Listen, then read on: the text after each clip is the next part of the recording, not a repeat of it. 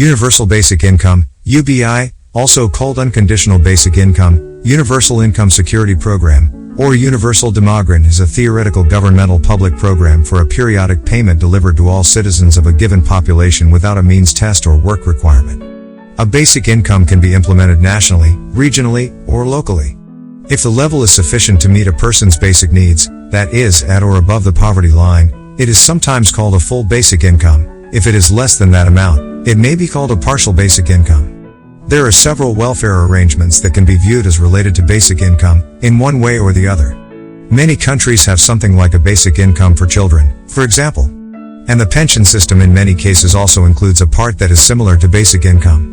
There are also quasi-basic income systems, like Bolsa Familia in Brazil, which has been described as a kind of basic income, but is concentrated to the poor and includes some conditions. The Alaska Permanent Fund is, in all essence, a partial basic income, with the average payout being $1,600 annually per resident, though the amount varies substantially, from year to year. The negative income tax is also strongly related to basic income. Several political discussions are related to the basic income debate, including those regarding automation, artificial intelligence, AI, and the future of work. A key issue in these debates is whether automation and AI will significantly reduce the number of available jobs and whether a basic income could help alleviate such problems, as well as whether a universal basic income could be a stepping stone to a resource-based economy or post-scarcity.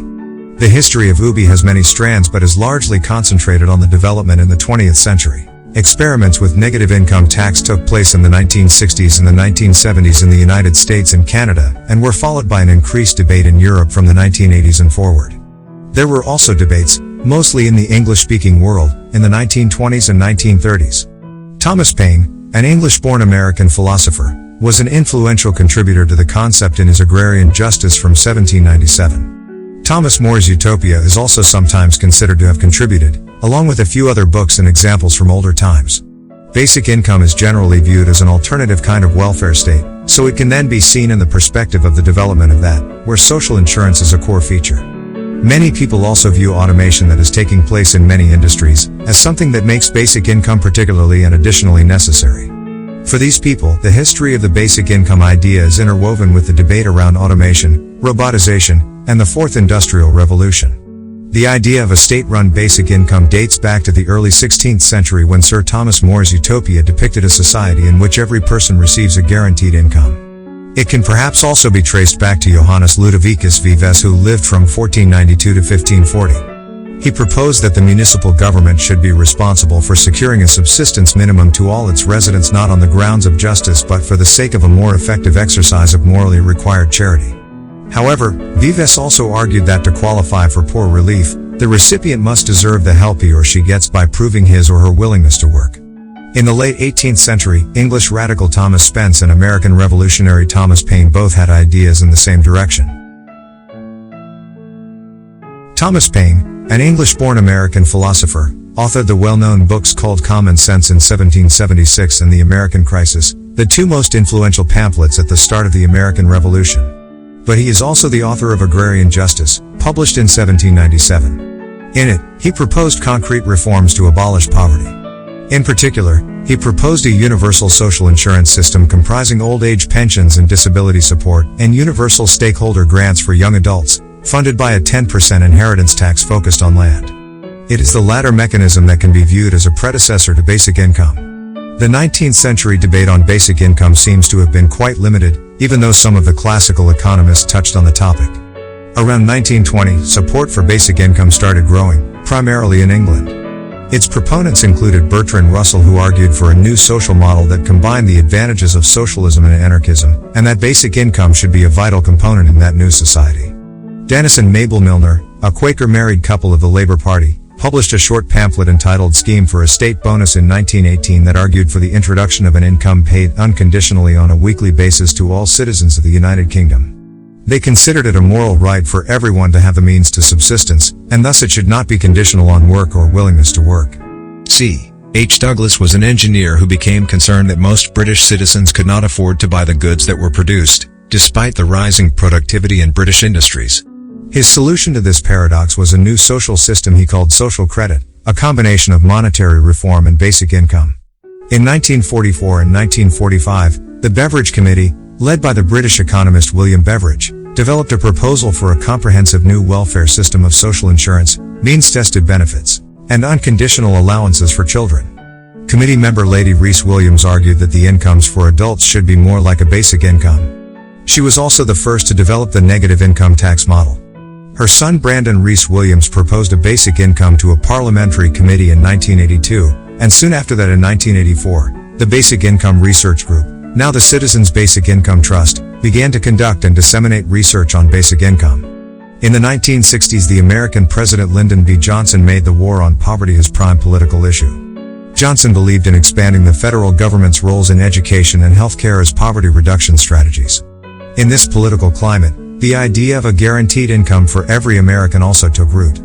Especially there was a document, signed by 1,200 economists, who called for a guaranteed income for every American. 6 ambitious basic income experiments started up on the related concept of negative income tax. Nixon explained it like this: the purpose of the negative income tax was to provide both a safety net for the poor and a financial incentive for welfare recipients to work. Congress eventually approved a guaranteed minimum income for the elderly and the disabled, not for all citizens.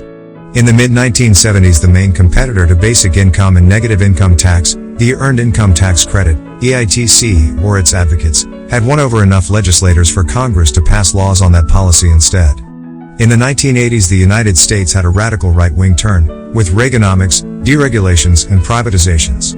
During that time, basic income was simply not an issue in the United States, at least not an issue in the forefront as it had been a few years in the late 1960s and early 1970s. But on the other hand, the idea started to gain some traction in Europe, obviously partly inspired by the debates in the United States. Basic Income European Network, later renamed to Basic Income Earth Network, was founded in 1986, and they immediately started to arrange academic conferences every second year. Apart from these academics, there were also some political parties here and there, for example within the Green political movement, who got inspired by the idea, as well as activists and some groups of unemployed people. Meanwhile, there were also several related debates in the latter part of the 20th century. For example, discussions around automatization and jobless growth, whether it is possible to combine economic growth with ecologically sustainable development, and discussion on how to reform the welfare state bureaucracy.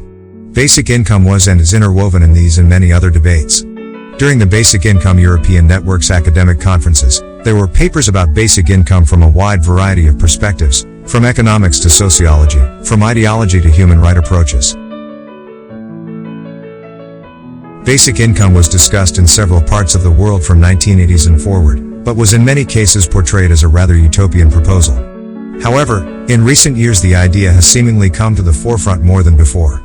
The referendum about basic income in Switzerland 2016 was covered in media worldwide.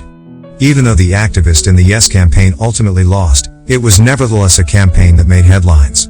In Europe and elsewhere there have been several polls that show that a majority are positive to the idea as such. Business people like Mark Zuckerberg and Elon Musk are perhaps the most famous and well-known people who have spelled out their support. Some high-figure politicians, like Jeremy Corbyn in United Kingdom, have done the same.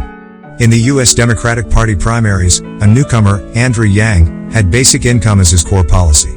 He phrased the policy as freedom dividend, and the idea was to give every American $1,000 every month, which they would be free to choose how to spend. Yang received some support, but ultimately lost to Joe Biden as the Democratic Party nominee for President of the United States 2020.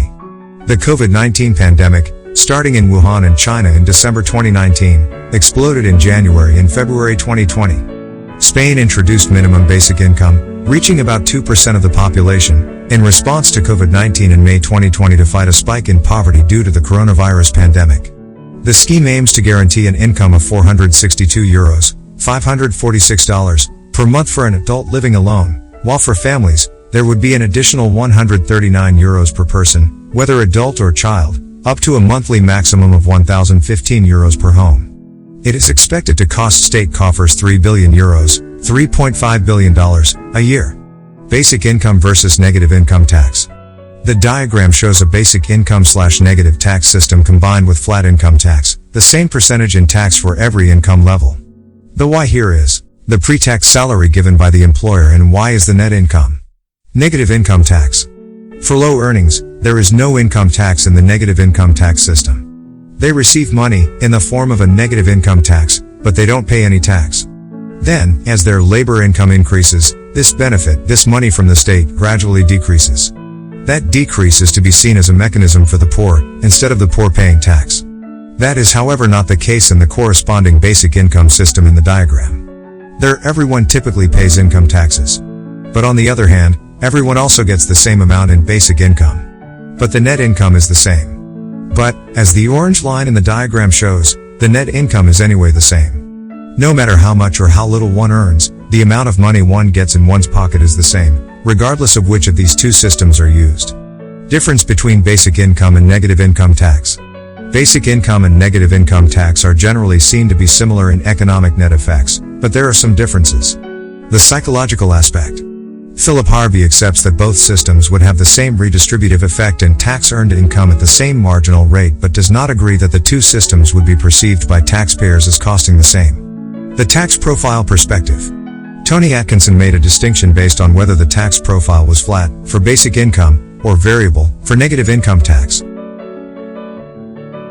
The timing.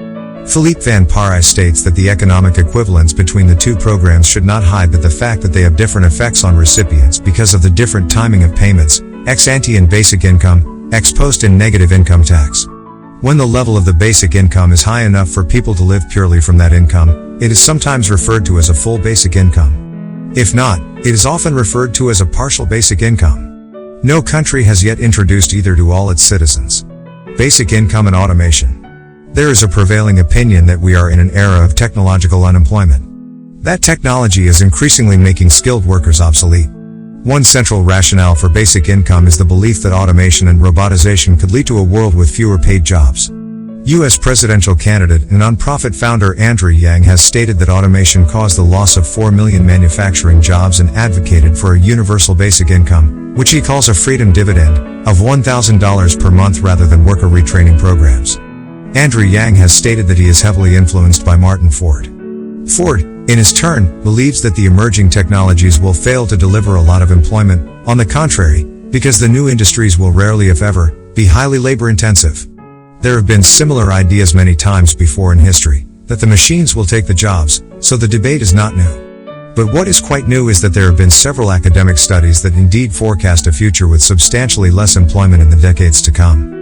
Also, President Barack Obama has stated that he believes that the growth of artificial intelligence will lead to increased debates around the topic, around unconditional free money for everyone. Basic income and economics. Some proponents of universal basic income have argued that basic income can increase economic growth because it would sustain people while they invest in education to get higher skilled and well-paid jobs. However, there is also a discussion of basic income within the degrowth movement, which argues against economic growth. The cost of basic income is one of the biggest questions in the public debate as well as in the research. But the cost depends on many things. It first and foremost depends on the level of the basic income as such, but it also depends on many technicalities regarding exactly how it is constructed. According to Carl Widerquist, it also depends heavily on what one means with the concept of cost. Basic income and work. Many critics of basic income argue that people, in general, will work less, which in turn means less tax revenue and less money for the state and local governments. Although it is difficult to know for sure what will happen if a whole country introduces basic income, but there are nevertheless some studies that have attempted to look at this question. In the negative income tax experiments in the United States in 1970, there was a 5% decline in the hours worked. The work reduction was largest for second earners in two-earner households and weakest for the main earner. The reduction in hours was higher when the benefit was higher. In the Mincome experiment in rural Dauphin, Manitoba, also in the 1970s, there were slight reductions in hours worked during the experiment. However, the only two groups who worked significantly less were new mothers and teenagers working to support their families. New mothers spent this time with their infant children, and working teenagers put significant additional time into their schooling. A study from 2017 showed no evidence that people worked less because of the Iranian subsidy reform, a basic income reform. Regarding the question of basic income versus jobs, there is also the aspect of so-called welfare traps. Advocates of basic income often argue that basic income makes work pay more, by reducing these traps. Philosophy and morality. By definition, universal basic income does not make a distinction between deserving and undeserving individuals when making payments. Opponents argue that this lack of discrimination is unfair. Those who genuinely choose idleness or unproductive activities cannot expect those who have committed to doing productive work to subsidize their livelihood. Responsibility is central to fairness. Proponents argue that this lack of discrimination is a way to reduce social stigma. Basic income, health, and poverty. The first comprehensive systematic review of the health impact of basic income, or rather unconditional cash transfers in general, in low and middle income countries, a study which included 21 studies of which 16 were randomized controlled trials, found a clinically meaningful reduction in the likelihood of being sick by an estimated 27%. Unconditional cash transfers, according to the study, may also improve food security and dietary diversity. Children in recipient families are also more likely to attend school, and the cash transfers may increase money spent on health care. The Canadian Medical Association passed a motion in 2015 in clear support of basic income and for basic income trials in Canada. Pilot programs and experiments.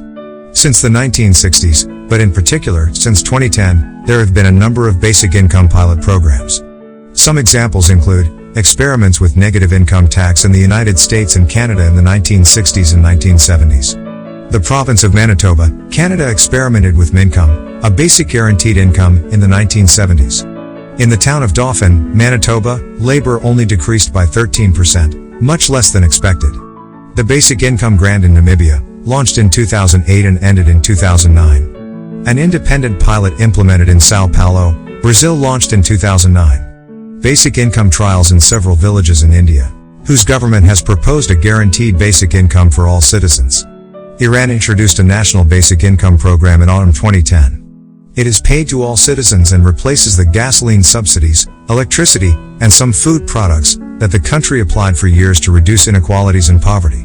The sum corresponded in 2012 to approximately US $40 per person per month, that is $480 per year for a single person, and $2,300 for a family of 5 people. In Israel, in 2018 a non-profit initiative Good Dollar started with an objective to build a global economic framework for providing universal, sustainable, and scalable universal basic income through the new digital asset technology of blockchain. The nonprofit aims to launch a peer-to-peer money transfer network in which money can be distributed to those most in need, regardless of their location, based on the principles of universal basic income. The project raised $1 million from eToro. The Give Directly experiment in a disadvantaged village of Nairobi, Kenya, the longest-running basic income pilot as of November 2017, which is set to run for 12 years. An experiment in the city of Utrecht in the Netherlands, launched in early 2017, is testing different rates of aid. A 3-year basic income pilot that the Ontario provincial government, Canada, launched in the cities of Hamilton, Thunder Bay, and Lindsay in July 2017. Although called basic income, it was only made available to those with a low income, and funding would be removed if they obtained employment, making it more related to the current welfare system than true basic income. The pilot project was cancelled on July 31, 2018 by the newly elected Progressive Conservative government under Ontario Premier Doug Ford. A 2-year pilot the Finnish government began in January 2017, which involved 2,000 subjects. In April 2018, the Finnish government rejected a request for funds to extend and expand the program from Kela, Finland's social security agency. A project called Aid in a Village in Fort Portal, Uganda, that a non-profit organization launched in January 2017, provides income for 56 adults and 88 children through mobile money. Social Income started paying out basic incomes in the form of mobile money in 2020 to people in need in Sierra Leone. The international initiative is financed by contributions from people worldwide, who donate 1% of their monthly paychecks. In a study in several Indian villages, basic income in the region raised the education rate of young people by 25%. In August 2020, a project in Germany started that gives a €1,200 monthly basic income to 120 citizens, which will last 3 years and be compared against 1,380 people who do not receive a basic income. In Spain, the Ingreso Mínimo Vital is an economic benefit guaranteed by the Social Security in Spain. The Rithu Bandhu scheme is a welfare scheme started in the state of Telangana, India in May 2018, aimed at helping farmers. Each farm owner receives 4,000 Indian rupees per acre twice a year for Rabi and Kharif harvests. To finance the program, a budget allocation of $1.6 million equivalent in Indian currency as of June 2020 was made in the 2018 to 2019 state budget. Examples of payments with similarities. Alaska Permanent Fund. The Permanent Fund of Alaska in the United States provides a kind of yearly basic income based on the oil and gas revenues of the state to nearly all state residents. More precisely, the fund resembles a sovereign wealth fund, investing resource revenues into bonds, stocks, and other conservative investment options with the intent to generate renewable revenue for future generations. The fund has had a noticeable yet diminishing effect on reducing poverty among rural Alaska Indigenous people, notably in the elderly population. However, the payment is not high enough to cover basic expenses. It has never exceeded $2,100, and is not a fixed, guaranteed amount. For these reasons, it is not considered a basic income. Macau. Macau's wealth partaking scheme provides some annual basic income to permanent residents, funded by revenues from the city's casinos.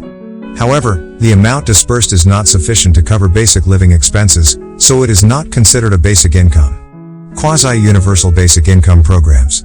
Pension, a payment which in some countries is guaranteed to all citizens above a certain age. The difference from true basic income is that it is restricted to people over a certain age.